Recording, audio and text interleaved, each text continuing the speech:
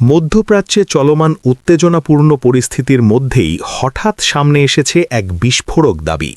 এমন এক অভিযোগ তুলেছে ইরান, যা নতুন করে আন্তর্জাতিক রাজনীতিতে তোলপাড় সৃষ্টি করেছে। ইরানের একজন শীর্ষ নিরাপত্তা কর্মকর্তা দাবি করেছেন, যুদ্ধের শুরুতেই কয়েকজন মার্কিন সেনাকে আটক করা হয়েছে, কিন্তু এই দাবিকে সম্পূর্ণভাবে অস্বীকার করেছে যুক্তরাষ্ট্র। ফলে প্রশ্ন উঠছে, আসলে কি ঘটেছে?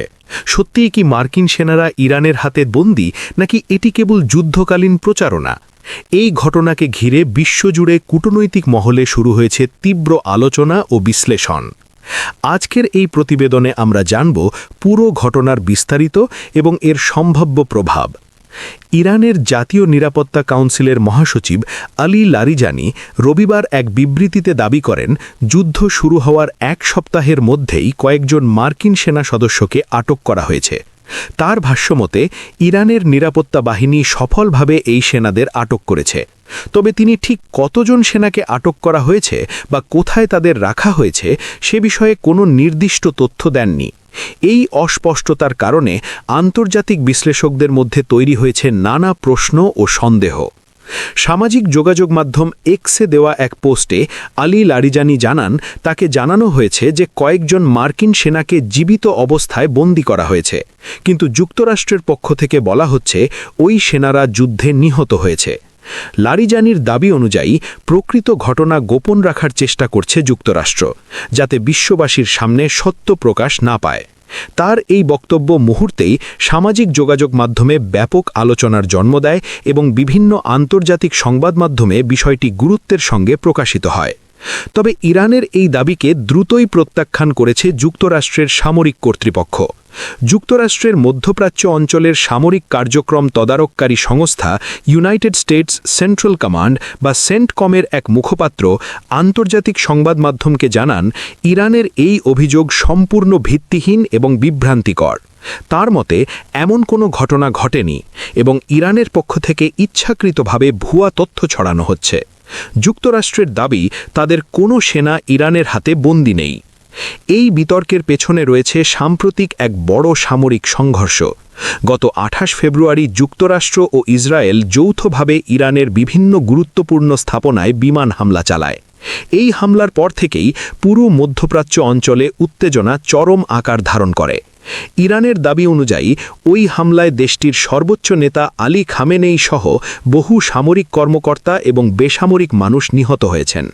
যদিও এই তথ্য আন্তর্জাতিকভাবে পুরোপুরি নিশ্চিত করা যায়নি, তবুও ইরানের পক্ষ থেকে ঘটনাটিকে বড় ধরনের হামলা হিসেবে তুলে ধরা হয়েছে। এই হামলার পর থেকেই পাল্টাপাল্টি হুমকি, কঠোর বক্তব্য ও সামরিক প্রস্তুতি বাড়তে শুরু করেছে। ইরান স্পষ্ট করে জানিয়েছে তারা এই হামলার জবাব দেবে। অন্যদিকে যুক্তরাষ্ট্র তাদের সামরিক উপস্থিতি আরও জোরদার করেছে। ফলে পুরো মধ্যপ্রাচ্য এখন এক অনিশ্চিত পরিস্থিতির মধ্যে রয়েছে। বিশ্লেষকদের মতে, ইরানের এই দাবি যদি সত্য হয়ে থাকে, তাহলে এটি আন্তর্জাতিক রাজনীতিতে বড় ধরনের প্রভাব ফেলতে পারে। কারণ যুদ্ধের সময় কোনো দেশের সেনা বন্দী হওয়া অত্যন্ত সংবেদনশীল বিষয়। এতে কূটনৈতিক আলোচনার পাশাপাশি নতুন সামরিক উত্তেজনাও সৃষ্টি হতে পারে। আবার অনেকের মতে এটি কেবল মনস্তাত্ত্বিক যুদ্ধের অংশও হতে পারে, যেখানে উভয় পক্ষই নিজেদের অবস্থান শক্ত করতে বিভিন্ন দাবি ও পাল্টা দাবি করছে। এদিকে সাধারণ মানুষ এবং আন্তর্জাতিক সম্প্রদায়ের মধ্যে বাড়ছে উদ্বেগ। মধ্যপ্রাচ্যে দীর্ঘদিন ধরেই বিভিন্ন সংঘাত ও যুদ্ধের ইতিহাস রয়েছে। নতুন করে যদি যুক্তরাষ্ট্র, ইসরায়েল এবং ইরানের মধ্যে সংঘাত আরও তীব্র হয়, তাহলে তার প্রভাব শুধু ওই অঞ্চলেই সীমাবদ্ধ থাকবে না, বরং বিশ্ব রাজনীতি ও অর্থনীতিতেও বড় ধরনের প্রভাব পড়তে পারে। সব মিলিয়ে পরিস্থিতি এখনও অত্যন্ত উত্তেজনাপূর্ণ এবং অনিশ্চিত। ইরানের দাবি ও যুক্তরাষ্ট্রের অস্বীকৃতির মধ্যে সত্যটি কী তা এখনও স্পষ্ট নয়। তবে একটি বিষয় পরিষ্কার, মধ্যপ্রাচ্যের পরিস্থিতি দিন দিন আরও জটিল হয়ে উঠছে। আন্তর্জাতিক সম্প্রদায় এখন অপেক্ষা করছে পরবর্তী পদক্ষেপের দিকে। ইরান কি তাদের দাবির পক্ষে কোনো প্রমাণ দেবে, নাকি যুক্তরাষ্ট্র আরও শক্তভাবে এই অভিযোগ খণ্ডন করবে?